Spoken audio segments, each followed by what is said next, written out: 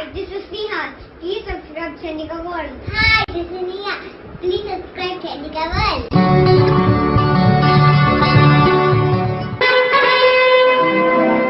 సర్వాత్మ దర్శనం అనేది ఒక సిద్ధాంతం మన భారతీయ సంస్కృతిలో. ఆ సర్వాత్మ దర్శనం చేయాలంటే, అందరిలో ఉండే పరమాత్మని చూడాలంటే ఆయనకి వేదాంతంతో సంబంధం ఉండాలి.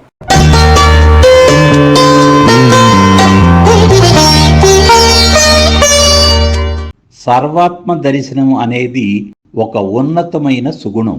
అంటే అందరినీ సమదృష్టితో చూడగలగటం. ఇది అందరికీ సాధ్యమయ్యే సులభ విషయం కాదు. వేదాంత జ్ఞానంతో, అది కూడా అభ్యాసం ద్వారా మాత్రమే ఇది సాధ్యం.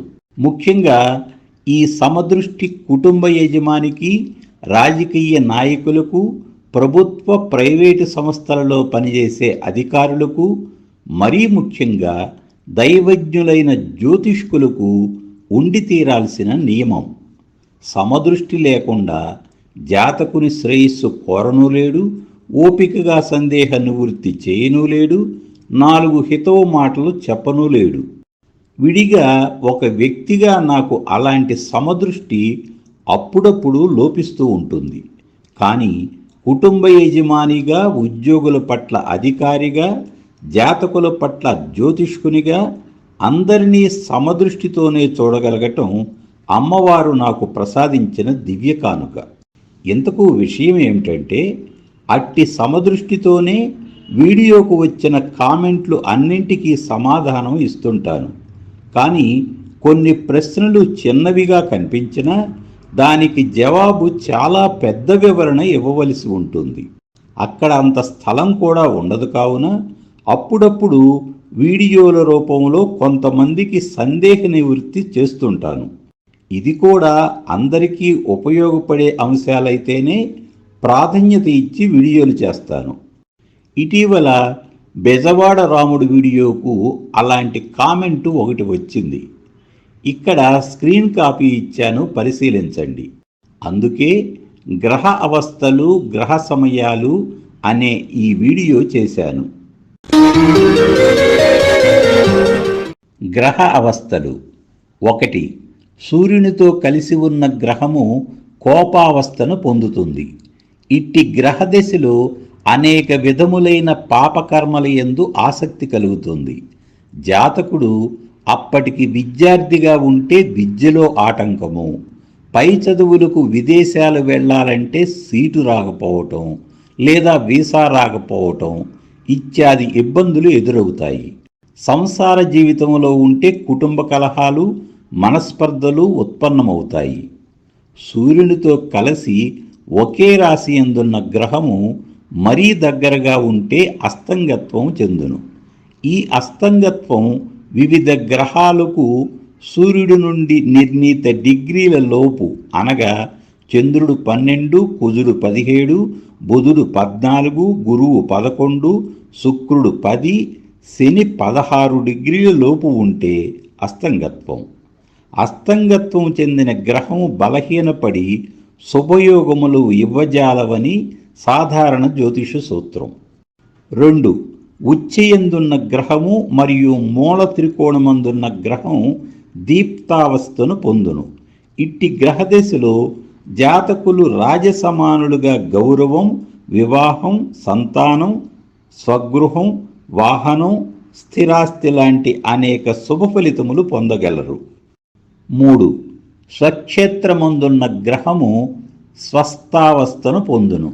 ఇట్టి గ్రహదశలో జాతకులు నిలకడతో కూడిన బుద్ధి వివేకాలతో ఉంటారు.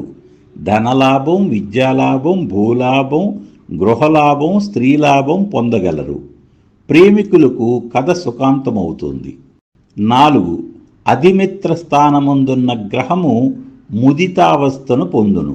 ఇట్టి గ్రహదశలో జాతకులు తీర్థయాత్రలు, దేవాలయ సందర్శన, పూజలు, వ్రతాలు చేయుదురు.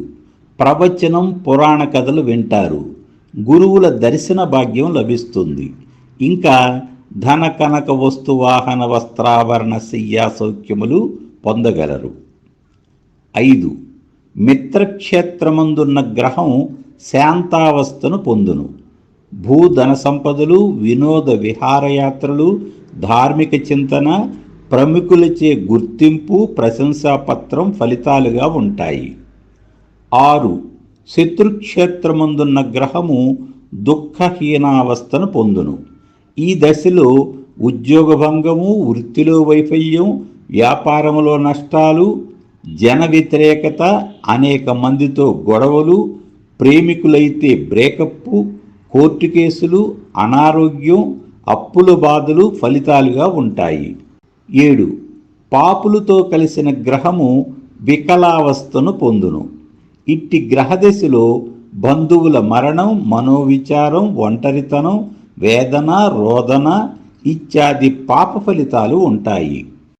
8. యుద్ధ పరాజిత గ్రహము కీలావస్థను పొందును. కుజునితో బుధుడు, గురువు, శుక్రుడు, శని అంటే రవిచంద్ర రాహుకేతువులుగాక మిగిలిన 4 గ్రహములు ఎవరు కలిసి ఉన్ననూ గ్రహ యుద్ధము ఏర్పడును. కుజునితో యుద్ధములో పరాజిత గ్రహము అనగా తక్కువ భాగాలలో ఉన్న గ్రహము కీలావస్థను పొందును. ఇట్టి గ్రహదశలో తల్లి లేదా తండ్రి మరణం, అయిన వారితో విరోధం, కుటుంబంలో అశాంతి, యుద్ధ వాతావరణం ఫలితాలుగా ఉంటాయి.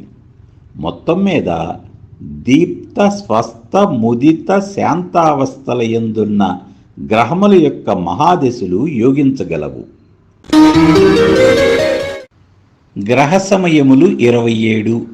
మేషము నుండి జన్మలగ్నము ఎన్నవ రాశి అగునో ఆ సంఖ్యను మేషము నుండి గ్రహము ఉన్న రాశి ఎన్నవ రాశి అగునో ఆ సంఖ్యతో గుణించి వచ్చిన ఫలిత సంఖ్యను నక్షత్ర సంఖ్య 27 చే భాగించవలెను.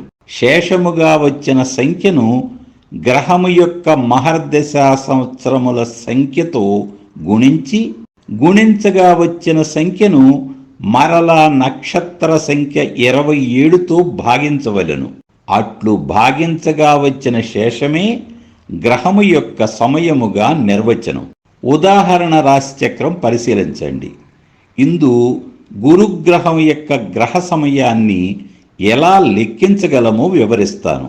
ఇది కర్కాటక లగ్నము. మేషము నుండి లగ్నము 4 అవుతుంది. గురువు మేషము నుండి 12వ స్థానములో ఉన్నాడు. కావున 4 × 12 = 48. ఈ సంఖ్యను నక్షత్ర సంఖ్య 27 చే భాగించగా 21 శేషము వచ్చినది. ఈ శేషమును గురుగ్రహము యొక్క మహర్దశా సంవత్సరాలు 16 గావున 16 చే గుణించవలెను. 21 × 16 = 336 వచ్చినది. ఈ సంఖ్యను మరలా 27 చే భాగించగా శేషము 12 వచ్చినది. అనగా గురువు యొక్క గ్రహ సమయం 12. 27 గ్రహ సమయములకు ఫలితములు శాస్త్రములో చెప్పబడి ఉన్నవి. ఆ పట్టిక ఇచ్చాను, పరిశీలించండి. చివరిగా 4 మాటలు. గ్రహములకు అవస్థలు, గ్రహములకు సమయములు పరిశీలించి జాతక ఫలితాలు చెప్పే పద్ధతి అనేక మంది జ్యోతిష్యం నేర్చుకునే తొలినాళ్లలో పాటించటం ఆనవాయితీగా ఉంది. కంప్యూటర్స్ రాని కాలంలో జాతకాలు రాయటం అంటే రాశి, నవాంశ చక్రాలు, దశ అంతర్దశలు, గ్రహముల అవస్థలు, గ్రహముల సమయములు, వాటిని బట్టి ఈ వీడియోలో మనం చెప్పుకున్న ఫలితాలనే అనేక మంది పాతతరం జ్యోతిష్కులు రాసి ఇవ్వటం నేను గమనించాను. గుళ్ళల్లో పనిచేసే పూజారులు, గ్రామీణ జ్యోతిష్కులు కొంతమంది అక్కడే ఆగిపోయినా లక్షలాది మంది జ్యోతిష్కులు తమ నిరంతర జ్యోతిష అధ్యయనం, పరిశోధనల కారణంగా పరిణితి చెంది ఫలిత నిర్ధారణకు అనేక అప్డేటెడ్ పద్ధతులను స్వీయ అనుభవంతో రంగరించి జాతకులకు విస్తృత ప్రయోజనాలు చేకూర్చడం కూడా నేను గమనించాను.